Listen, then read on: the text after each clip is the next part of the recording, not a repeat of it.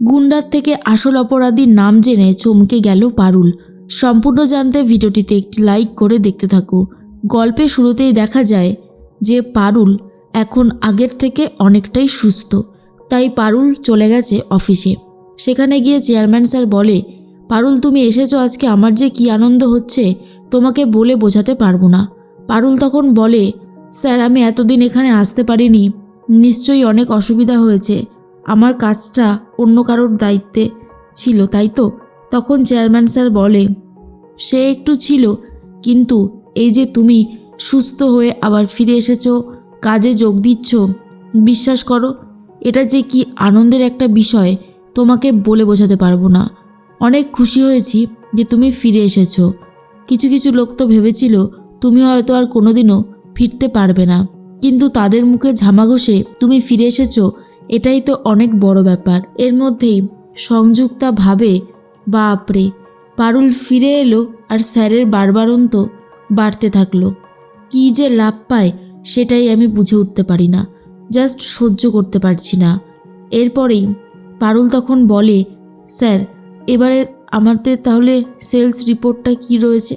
তখনই স্যার বলে, খুব ভালো রিপোর্ট এসেছে, তুমি কি সেটা জানো? আমাদের যে ফেয়ারনেস ক্রিম বয়কটের যে ক্যাম্পেইনটা হয়েছিল তাতে যথেষ্ট ভালো একটা রিপোর্ট পাওয়া গেছে। আর এটা ভেবেই তো আমি অবাক হয়ে যাচ্ছি।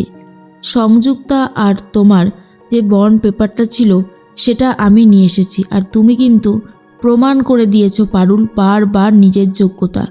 সত্যি একটা কথা বলি পারুল, তুমি আরও জীবনে বড় হও আর বারবার নিজেকে প্রমাণ করে দাও। যখন তুমি নিজেকে প্রমাণ করো না পারুল, তখন বিশ্বাস করো সবথেকে বেশি আনন্দ বোধ হয় আমারই হয়, কারণ আমি ঠিক মানুষকে চুজ করেছি, আমি কোনো ভুল মানুষকে চুজ করিনি। এরপরেই এমপ্লয়িরা ভাবে, আজকাল পারুল স্যারের এত প্রশংসা পাচ্ছে, কয়েকদিন পর দেখব সংযুক্তা ম্যাডামকে সিইও পদ থেকে সরিয়ে পারুলকে ওই পদটা দিয়ে দিয়েছে। এরপরে পারুল বলে, স্যার আপনি যে আমার ওপর ভরসার বিশ্বাস করেছেন, এটাই তো আমার কাছে অনেক বড় একটা সুযোগ, কারণ এই সুযোগটা তো আমি পেতাম না যদি না আপনি আমাকে দিতেন। এর মধ্যেই দেখা যায় সংযুক্তা মনে মনে ভাবে, পারুল যথেষ্ট বার বেড়েছে, ওকে আমি ঠান্ডা করতে চেয়েছিলাম, পারলাম না।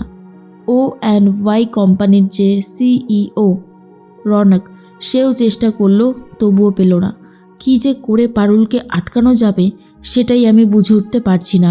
কোনোভাবেই ওকে আটকানো যাচ্ছে না, বারবার ও ঠিক জাল কেটে বেরিয়ে যাচ্ছে। এর মধ্যেই চেয়ারম্যান স্যার বলে, পারুল আরও একটা কথা, তোমার ওপর যে আঘাতটা করা হয়েছিল সেটা আমরা গেস করতে পারছি কারা বা কে করতে পারে। আমাদের অপোনেন্ট O&Y কোম্পানির এর সাথে ভালোভাবে একটা সংযোগ আছে। তখনই রায়ান বলে, স্যার আমার তো আরও একটা ডাউট আছে, এই যে আমরা ওখানে ছিলাম বা আমাদের যে পরিচয় সেটা এত তাড়াতাড়ি ওরা কি করে পেল? এই কোম্পানির কেউ তো আছে যে ওদেরকে সাহায্য করেছে। তখনই চেয়ারম্যান স্যার বলে, হ্যাঁ হতেই পারে, তাই আমি কোনো রকমের কোনো রিস্ক নিতে চাই না। আমি পুলিশকে আসতে বলেছি, আর আসলেই তদন্তের কাজ শুরু হয়ে যাবে, একদম চিন্তা করো না। আর ঠিক সেই মুহূর্তেই তখনই দেখা যায় মনে মনে একটা কথাই সংযুক্তা ভাবে, এবারে যদি আমি ধরা পড়ে যাই সব কিছু শেষ হয়ে যাবে। পারুলের কাছে আমি কোনোভাবেই ধরা পড়তে পারবো না, আর তার জন্য আমাকে যা করার করতে হবে। আমার সেই ভিডিওটা এখনও হয়তো পারুলের কাছে আছে, সবার সন্দেহের তালিকায় প্রথম নামটা হয়তো আমারই আসবে। এরপরে পুলিশ চলে আসে, আর পুলিশ এসে বলে, বলুন ম্যাডাম, সেদিনকার যেভাবে আপনাকে গুলি করা হয়েছিল আপনার কি কিছু মনে আছে, যাতে আমরা অপরাধীর কাছ পর্যন্ত পৌঁছতে পারি? তখনই পারুল মনে করার চেষ্টা করে কি ঠিক হয়েছিল। এরপর পারুল বলে, একটা বাইক আমার সামনে দাঁড়িয়েছিল, কিন্তু সেই বাইকটা প্রচুর জোরে সাউন্ড করে আসছিল। আমার মনে হয় যে বাইকের সিএফ ফেল ছিল। আর এটা শোনার পরেই অফিসার বলে, কলকাতাতে এরকম প্রচুর বাইক আছে, তার মধ্যে থেকে একটাকে ধরাটা খুব ইম্পসিবল একটা ব্যাপার। আপনি আর অন্য কিছু বলুন যাতে আমাদের সেটা সুবিধা হয় ধরতে। এরপরে রায়ান বলে, বাইকটা প্রচুর জোরে আসছিল আর খুব আওয়াজ করতে করতে আসছিল, সাধারণত এইসব বাইকে যে আওয়াজটা ছিল সেটা খুব একটা সাধারণ টাইপের নয়। এরপর অফিসার বলে, ঠিক আছে, আপনারা যখন এতটুকু হেল্প করলেন, এবার আমরাও আমাদের সমস্ত পাওয়ার কাজে লাগাই, দেখি বের করতে পারি কিনা। এরপর সবাই চলে যায়। ঠিক তখনই পারুল সংযুক্তাকে বলে, ভুলে যাবেন না ম্যাডাম, এখনও পর্যন্ত সন্দেহর তীর সবার প্রথমে কিন্তু আপনার দিকেই যাবে। এই বলে বন্ড পেপারটা সংযুক্তার মুখের সামনে দিয়ে ছিঁড়ে ফেলে আর বলে, বারবার আপনি অনেক অন্যায় করছেন আর আমি আপনাকে ক্ষমা করে দিচ্ছি, কিন্তু এইবার যদি কোনোভাবে প্রমাণিত হয় যে আসল অপরাধী আপনি, তবে কিন্তু আমি একদমই ছেড়ে কথা বলবো না। এর মধ্যেই পারুল তো ফিরে যাবে বাড়িতে। ঠিক সেই মুহূর্তেই ফোন আসে আর ফোন করা অফিসার ওই রকমই একটা বাইক জোগাড় করতে পেরেছে আর বলে, ম্যাডাম আপনি আসুন, আইডেন্টিফাই করুন। এরপর পারুল সেই গ্যারেজে চলে যায়, গিয়ে বাইকটাকে ভালো করে দেখতে থাকে। আর তখন অফিসার বলে, দেখুন ম্যাডাম, এই বাইকটাই কি সেই বাইকটা যেই বাইকটা করে আপনাকে মারতে এসেছিল?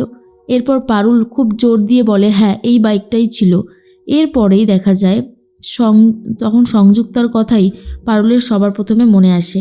এরপর দেখা যায় যে পারুল সেই গাড়িটাকে দেখে নেয়, যে গাড়িটা করে মহুল এসেছিল পার্টিতে, আর সেই গাড়ির নাম্বারটা পারুলের খুব ভালোই মনে আছে। এরপর গ্যারেজের লোকটাকে ডেকে জিজ্ঞেস করে, আচ্ছা দাদা, এই গাড়িটা কার? এই গাড়িটা কি মহুল নামক কোনো ব্যক্তির? তখনই গ্যারেজের মালিক বলে, না, প্রিয়া নামক একটা মেয়ের। তখনই জিজ্ঞেস করে, ওর অ্যাড্রেসটা পাওয়া যাবে? এরপর গ্যারেজের লোকটা অ্যাড্রেস তো দিয়ে দেয় আর পারুল চলেও যায় সেই অ্যাড্রেসে। গিয়ে দেখে অন্য একটা মেয়ে আর বলে, আচ্ছা এই গাড়ি নাম্বারটা তো আপনার নাম কি মহুল? তখন সে বলে, না, আমার নাম প্রিয়া আর এই গাড়িটা আমারই। আমি এই গাড়িটা সার্ভিসের জন্য পাঠিয়েছিলাম গ্যারেজে। কেন বলুন তো, কি হয়েছে? তখনই পারুল বলে, না মানে আমি ভুলভাল সময় হয়তো নষ্ট করলাম। আচ্ছা আপনি এই গাড়িটা কাকে দিয়েছিলেন আপনার মনে আছে? তখনই সেই প্রিয়া নামক মেয়েটা বলে, না আমার তো মনে নেই, আর সব ডিলিটও করে দিয়ে অত মনে থাকে না। পারুল তো চলে যায়, কিন্তু মহুল প্রিয়ার বান্ধবী, আর মহুল সেই সুযোগটাই নেয় আর বলে, যাক বাবা, বড় বাঁচান, বেঁচে গেলাম, না হলে রায়ানের কাছে আমাকে কথা শুনতে হতো। এর মধ্যেই পারুল ভাবে, কেন যে আমি মেয়েটাকে ধরে উঠতে পারছি না, এইবার আমি বিটিটাকে ঠিক ধরবো, কোনোভাবেই সে পালিয়ে যেতে পারবে না। অনেক হয়েছে, আমি তো রায়ানকে পছন্দই করি, কিন্তু আমার আর রায়ানের মাঝখানে এসে সে অনেক ভুল করেছে। এরপর রায়ান বাইক নিয়ে চলে আসে আর পারুল একটু ভয় পেয়ে যায়। রায়ান বলে, নে জন্তু, এবারে উঠে পড়। পারুল তখন বলে, আমি উঠবো না তোর বাইকে, কিন্তু রায়ান বলে, তুই উঠবি হ্যাঁ কি না? এরপর পারুল ওঠে আর ভাবে যে এত ভালোবাসা, এত প্রেম সবটাই একটা দেখনদারি, কিন্তু তুই আদৌ ভালোবাসিস না আমাকে, ভালোবাসিস ওই মহুলকে।